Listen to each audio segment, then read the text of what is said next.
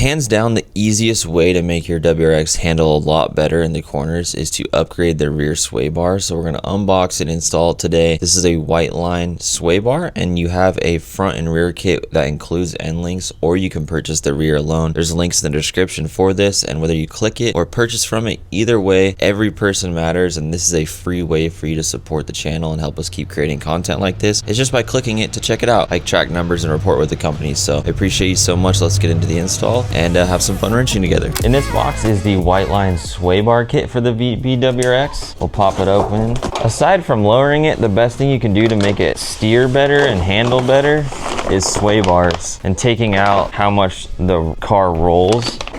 Just doing a rear sway bar on a car like this makes an insane difference, but you do the front as well, combined with the sway bar end links, turns out to totally transform the way the car handles. Whiteline has some really nice packaging for their sway bars. It's in this really thick plastic to protect it. We got our sway bar end links that are adjustable, and then we got the ones for the rear as well. The rear sway bar is always straight. This one looks like a little bit deeper, darker silver color. Something I want to show in the suspension tuning guide that they supply is that when you go deeper into the actual bar, it gets harder and softer on the outside. So when you look at your sway bars, you usually have a couple adjustments. The front has 2, the rear has 3 right here. And so what you're doing is you're allowing the chassis to flex, or the suspension to flex more so when you're going around a corner. These bars, what they do is that when you go around a corner, the outside wheel starts to dig in and the suspension compresses, and that creates roll like this. But when you have these stiffer sway bars, depending on what setting you have it on, it will actually pull up the inside wheel up with it, because this bar attaches those. So when it usually would roll, it pulls up this side and then keeps the car flat on the ground. So then you're going around the corner flat, and you'll get much more grip on the tires because you have more surface area of tire on the ground. So sometimes you need a little bit softer, sometimes you need a little bit harder. So having these adjustment points here is a really cool feature, aside from them being actually stiffer bars, and they don't flex as much because the actual bar is stiffer. So you have adjustment points, the bars are stiffer, and overall you're gonna have a performance gain, and you have some tunability in your suspension thanks to Whiteline and their sway bar kit. Really cool stuff, nice quality. You got all the bushings, grease, everything you need. So we'll get our hands dirty, get it on the lift, and get to installing it. This is the rear sway bar install. First thing I want to do is disconnect this sway bar end link. It's a 14 mil on each side. I got a wrench on the other side. Pull that bolt through. This is throwing me off. There we go. Get this end link out of here one way or another. Pull it off on this side as well. Swivel sockets back at it again. Now we can remove the sway bar. So we're gonna get the brackets off. They're 12 mil.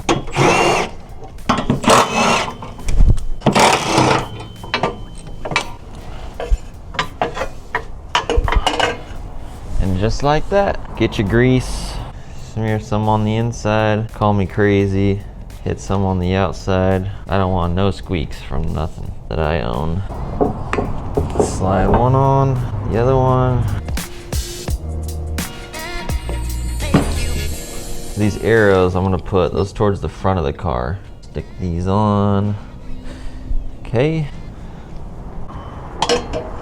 Make sure the bar goes above the control arms, and then mount it.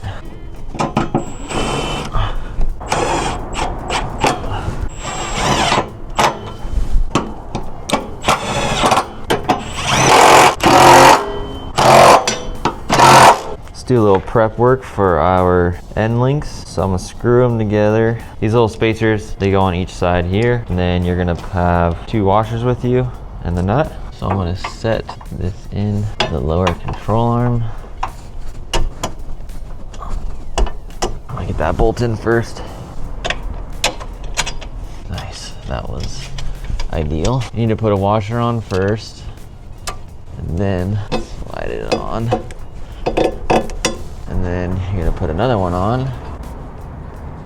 Then you screw your nut on.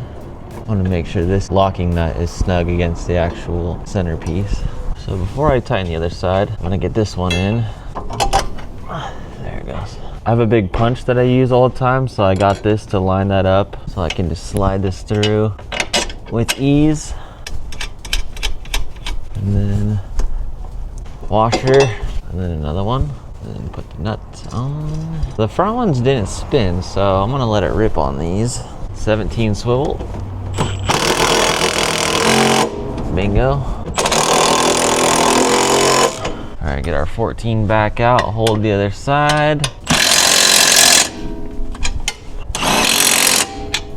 17 for the lock nut. So I'm gonna tighten the lock nut, both of them, to the centerpiece so it doesn't move. And these are gonna spin opposite because one side is a reverse thread. Okay, those are both tight. And that is a complete rear sway bar with adjustable end links.